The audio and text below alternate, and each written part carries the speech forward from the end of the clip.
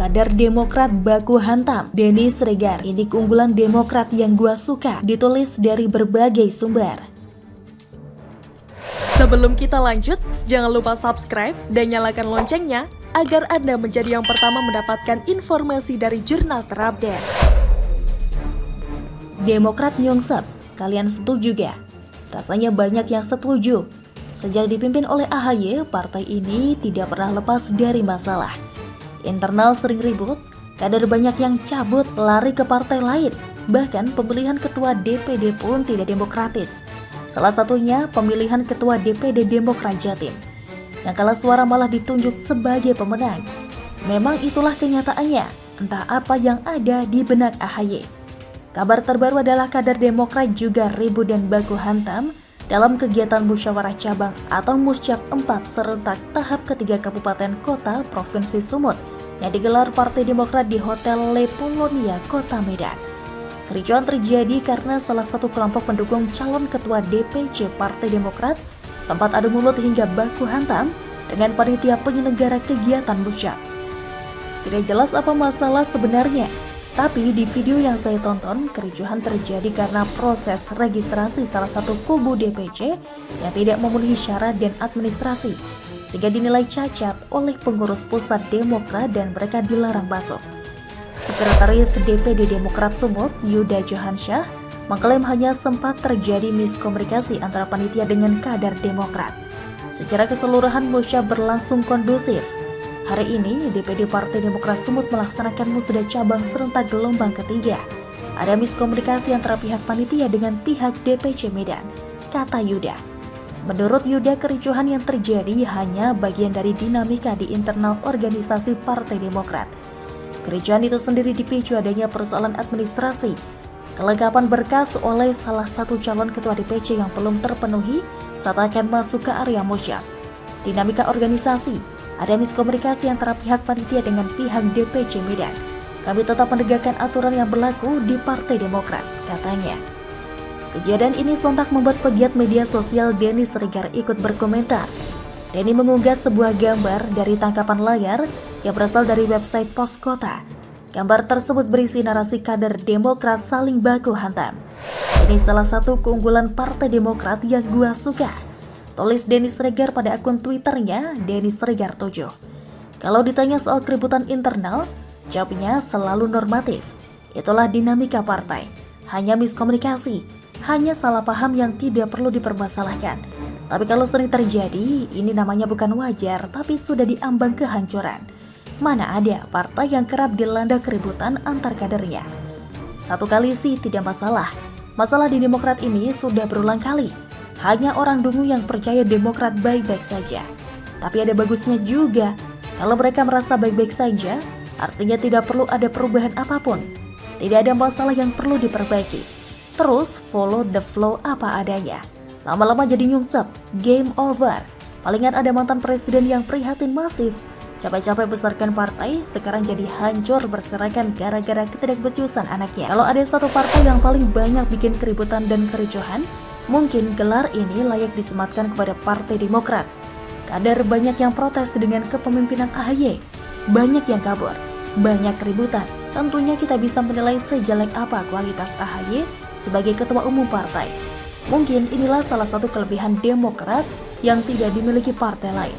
Partai lain yang lebih besar jarang ada yang ribut. Mereka kompak. Demokrat yang sekarang posisinya di papan tengah pun banyak keributan. Lebih parah dari partai guram. Lebih cocok kalau Demokrat bubar saja dan menjadi ormas level kampung. Kenapa? Coba renungkan lagi. Partai Demokrat dihuni orang-orang yang komplit. Ketumnya gak punya pengalaman. Kadernya banyak yang bobrok. Ada yang korupsi lah, ada yang nyabul lah, ada yang pernah ditangkap dan kedapatan kondom bergerigi, ada yang suka sama pancil lah, ada yang lupa lirik lagu kebangsaan saat jadi menteri. Lucu banget sih partai satu ini. Gak beres. Wajar kalau partai ini lama-lama hancur karena suka tinju-tinjuan. Tanda-tanda kehancuran mulai terlihat jelas. Semoga saja Demokrat tidak nyungsep. Minimal jadi partai gurem aja lah. Tapi setidaknya kita harus banyak ucapkan terima kasih pada Demokrat karena menghibur kita semua lewat keributan ini.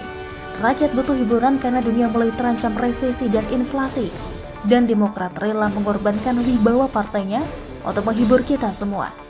Gini aja terus sampai nyungsep dan bubar. Tidak usah mimpi sang pangeran jadi presiden deh.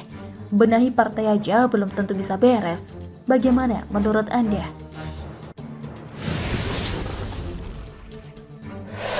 Hadapi mafia tanah, Jokowi gandeng Adiana Pitupulu, ditulis oleh Niha Alif dari siwar.com. Sebelum kita lanjut, jangan lupa subscribe dan nyalakan loncengnya agar Anda menjadi yang pertama mendapatkan informasi dari jurnal terupdate.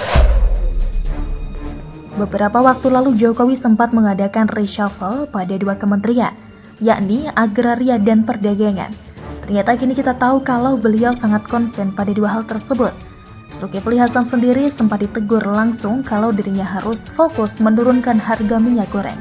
Pemberitaan soal Zulhas yang mengkampanyekan anaknya di pasar tentunya sangat mengecewakan Presiden. Di lain pihak, masalah mafia tanah ternyata masih menghantui bangsa. Pengangkatan mantan Panglima TNI Hadi Cahyanto sebagai Menteri ATR masih terus dipantau dan didukung Jokowi. Hal ini juga terkait berita mengejutkan bahwa ada banyak sertifikat mengedap di kantor BPN selama bertahun-tahun. Aparat sendiri tidak bisa membereskan masalah ini jika masyarakat tidak turut serta mengawal. Sebelumnya diberitakan viva.co.id, sejumlah barang bukti dan kejanggalan terkait praktik mafia tanah didapati polisi saat menggeledah kantor Badan Pertanahan Nasional atau BPN Jakarta Selatan. Penggeledahan yang dilakukan polisi menyusul penangkapan 4 pejabat BPN di Jakarta dan Bekasi kemarin. Hari ini kami melakukan penggeledahan, ternyata kami temukan sertifikat-sertifikat yang seharusnya sudah diserahkan dari 3 tahun lalu, tapi ternyata belum diserahkan, ujar Direktur Reserse Kriminal Umum Polda Metro Jaya, Komisaris Besar Polisi Hengki Haryadi, kepada wartawan Kamis 14 Juli 2022. Mantan Kapolres Metro Jakarta Pusat itu mengatakan, ada pergeseran modus kejahatan yang dilakukan pelaku. Biasanya kasus mafia tanah terjadi dalam proses peralihan sertifikat. Dari sisi pelaku, ini ada fenomena yang baru. Selama ini mafia tanah yang sering disampaikan adalah pada saat proses pengembalian hak. Tapi yang saat ini pada proses penerbitan. Jadi artinya itu melibatkan beberapa instansi bahkan oknum BPN sendiri, katanya. Sadar bahwa musuh yang dihadapi di bidang agraria tidak main-main, Jokowi akhirnya memanggil Adiana Pitupulu untuk ikut serta menyuarakan hal ini. Mantan aktivis 98 tersebut memang sangat lantang mengungkapkan kebenaran sekalipun menyakitkan. Adian dulu sempat menyebut bahwa staf khusus presiden seperti pajangan yang makan gaji buta. Belakangan memang ada konflik kepentingan dan bisnis yang membuat 2 staf sus mengundurkan diri.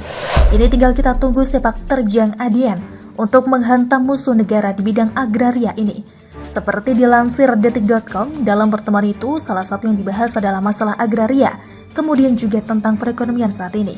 Salah satunya penyelesaian konflik agraria, juga bicara tentang resesi global.